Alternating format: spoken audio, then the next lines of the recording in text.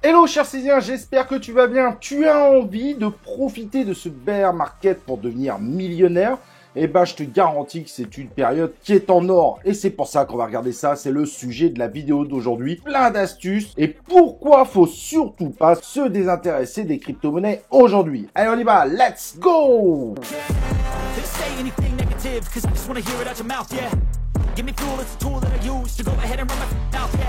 I take shots, I take loss, I make shots, I miss lots. I tell you get big box, you get yachts, you swing lots and pop off a big shot. Malheureusement, depuis 6 mois, on voit les gens lâchent la crypto-monnaie, il y a moins de monde sur les réseaux sociaux. En tant que viewer aussi sur les chaînes YouTube, pourtant c'est la meilleure période, soit pour évidemment se préparer un bel avenir, soit pour aussi réussir à faire des bons petits coups. En effet, croire que le bear market c'est tout le temps tout qui se dégringole, c'est complètement faux. Le tout fonctionne avec des vagues. Et si tu es attentif, eh ben, tu feras partie de ceux qui profiteront de ces vagues. Donc le bear market est tout simplement une excellente période pour préparer la suite tout en s'enrichissant aujourd'hui. Et donc, par rapport à ça, je suis assez d'accord avec mon pote Charlie qui a fait une vidéo. C'est le moment, même si tu es rentré en plein bull market, même si tu es en perte aujourd'hui, c'est le moment d'avoir les bonnes stratégies. Évidemment, n'oublie pas de t'abonner à la chaîne YouTube pour la soutenir, de liker cette vidéo. Si tu aimes le gaming, t'as C0 Gaming 100% Play to Earn. Si tu veux bien te former, t'as C0 Academy, pareil, faut s'inscrire dessus.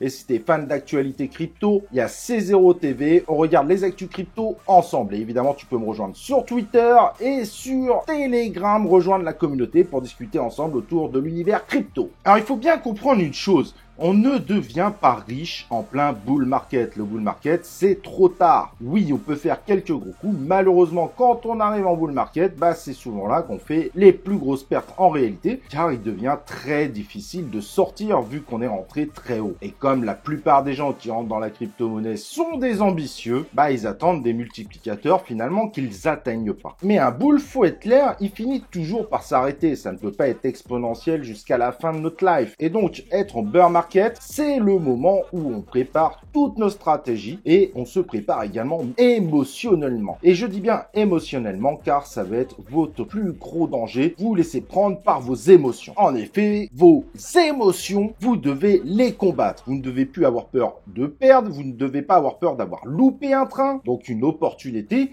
Et vous ne devez pas avoir peur d'investir. Les marchés, c'est fait de haut et de bas. Et en ce moment, on est plutôt vers le bas. Peut-être que le bas ira encore plus bas, mais quand on voit que, par exemple, le BTC a perdu 70% de sa valeur, on est déjà quand même sur un joli bas. La peur d'investir trop tôt. En effet, quand on est en bear market, on se dit, ah bah peut-être que ça va descendre encore un peu. Bon, bah je vais essayer d'acheter un petit peu plus bas. Et ça, c'est une des premières erreurs. Vous prenez un papier, vous mettez une stratégie en place et vous vous y tenez. Je vais vous donner un exemple. Combien de gens ont voulu acheter du Bitcoin à 20 000 $, alors qu'à ce moment-là, il était à 30 000 $ et qui finalement n'en ont pas acheté car à 20 000 $, ils se sont dit qu'ils allaient essayer de l'acheter à 18 000 $. À force de repousser, bah finalement, un grand nombre de gens ont complètement loupé et n'ont pas acheté leur Bitcoin à 18 000 $.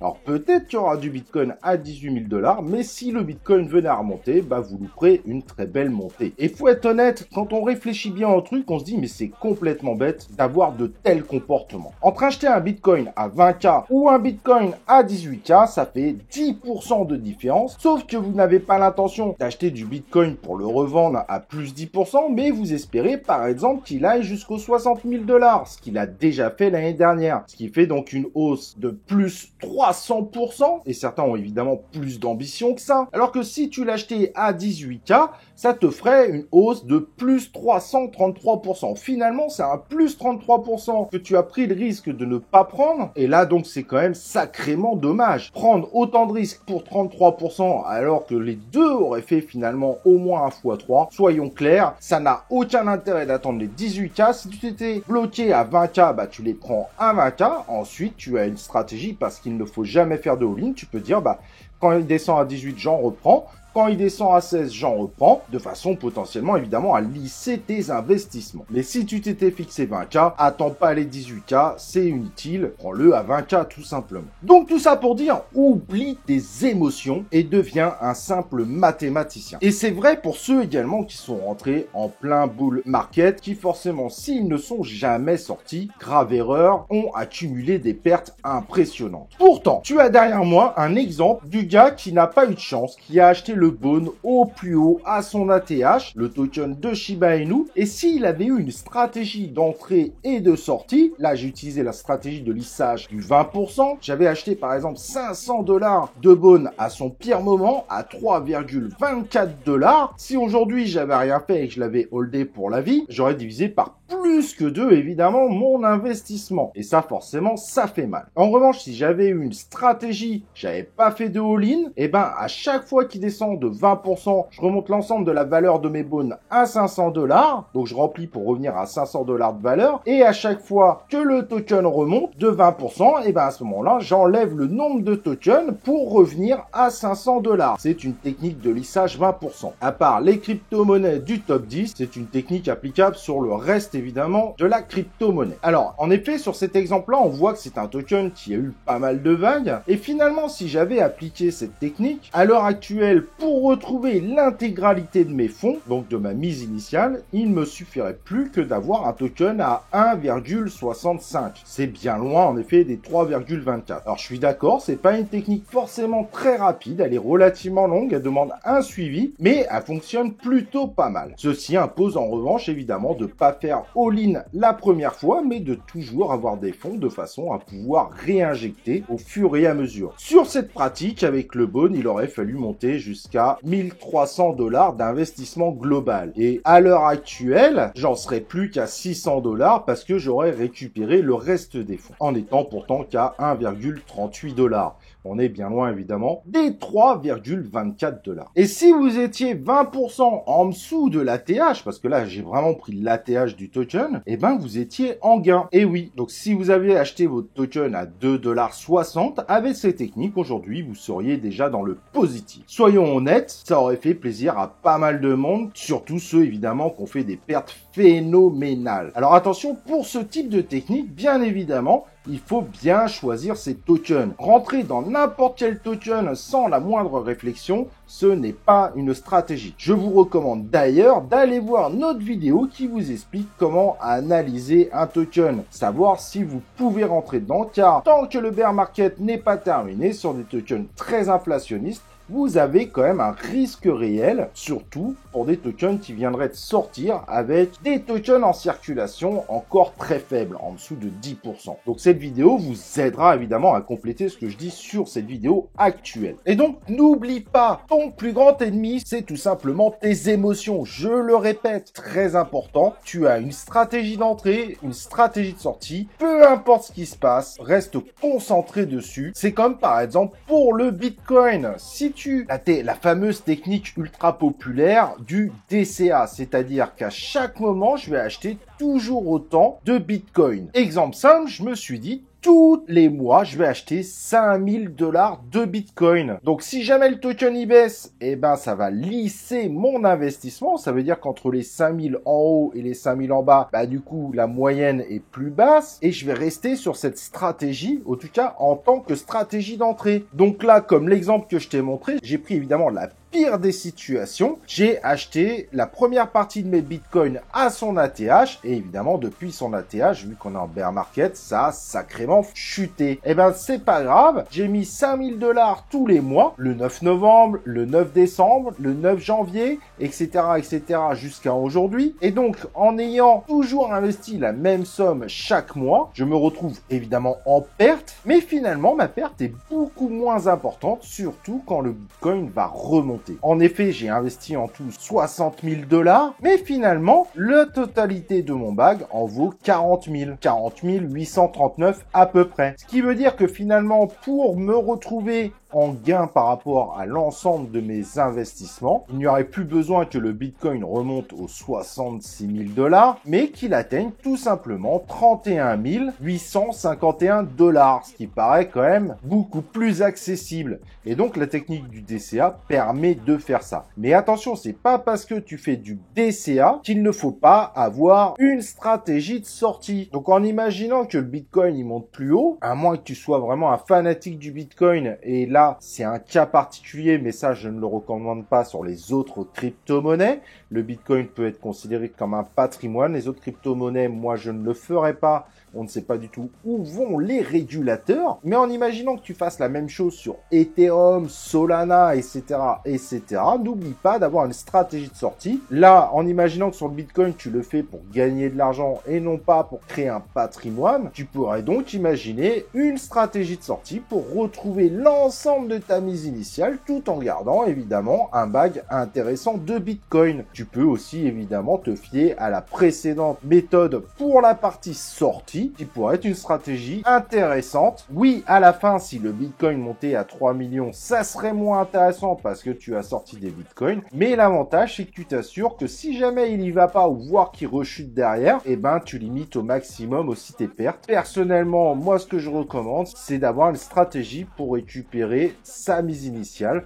L'avantage après, c'est que tu es forcément en gain. Et on est bien d'accord, si on compare ce bear market par rapport à l'ancien bear market, le Bitcoin pourrait descendre jusqu'à 8000. Bien que là, on a l'impression qu'il y a un support de plus en plus solide. Mais c'est vrai que les actualités économiques sont très mauvaises et que finalement, c'est un scénario qu'on ne peut pas exclure. Mais rien ne dit que cela va arriver. C'est pour ça qu'une technique comme le DCA ou la stratégie de lissage 20%, ça peut être une stratégie de lissage 10% d'ailleurs, te permettent d'être malgré tout dans le train si jamais finalement le pire n'arrivait pas. Il ne faut pas être émotionnel, attendre le pire peut aussi t'amener finalement à retourner dans la crypto-monnaie qu'en plein bull run et donc de refaire les mêmes erreurs. Quand on investit dans ce type d'actifs, ce que je te recommande aussi, tu ne fais pas de crédit, tu ne vends pas ta maison, tu n'investis que de l'argent que tu es prêt à perdre.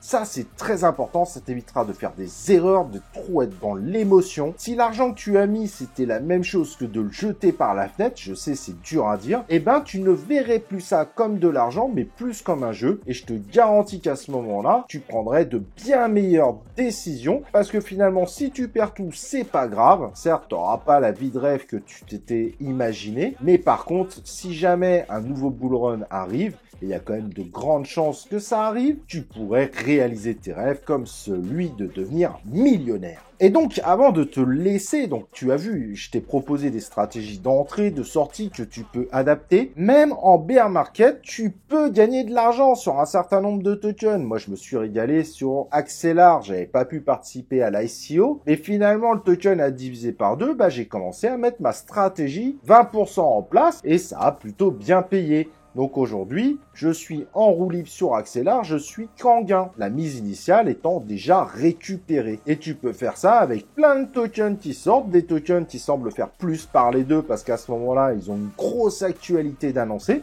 Et en réalité, pendant le bear market, si tu joues avec ces tokens, tu as deux solutions. Soit finalement, à la fin, bah, ces tokens, tu les gardes parce que tu continues à croire ce projet. De toute façon, tu ne pourras qu'être en gain, tu as récupéré ta mise initiale.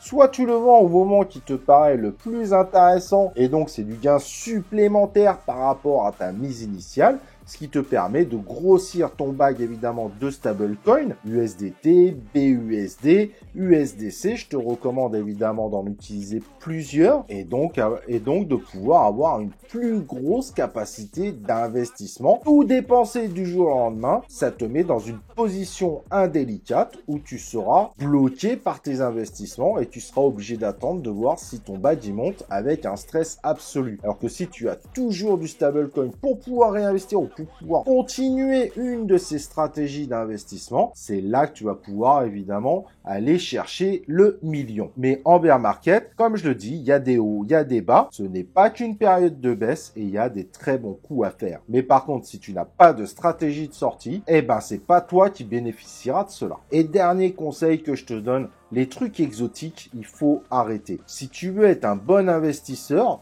investis sur les bonnes choses, tu mets une bonne stratégie de sortie, mais n'essaye pas de garder certains tokens à long terme. Il y a beaucoup de projets qui ne reviendront pas dans le game. Ils sont morts. Il y a eu beaucoup trop de nouveaux projets, de nouvelles crypto-monnaies. Elles ne pourront pas toutes exploser dans le futur. Donc vérifie que le projet continue à avancer. Vérifie qu'il n'y a pas une concurrence de plus en plus forte autour. Si tu investis sur une blockchain, vérifie que l'écosystème se développe bien, car il y aura tout simplement pas de place pour tout le monde dans le futur. C'est une bulle. Il y a beaucoup trop de projets par rapport au nombre d'investisseurs. Et comme d'ici le prochain bull run, ça continuera à grossir en termes de nombre de crypto-monnaies, t'imagines bien que tous les nouveaux entrants lors du prochain bull run ne suffiront pas à faire pumper tous les tokens existants. Aujourd'hui, il y en a largement plus de 20 000 sur le marché. Et là, on compte pas tous les tokens qui sont déjà totalement vautrés et ceux qui ont quand même malgré tout réussi à se lister quelque part. Voilà, n'hésite pas à poser tes questions. Si tu as des questions en commentaire, n'oublie pas, oublie tes émotions. Un investisseur doit être mathématique. J'espère évidemment que tu es inscrit sur la chaîne YouTube, que tu as activé les cloches de notification. Et nous, on se retrouve pour une prochaine vidéo de C0.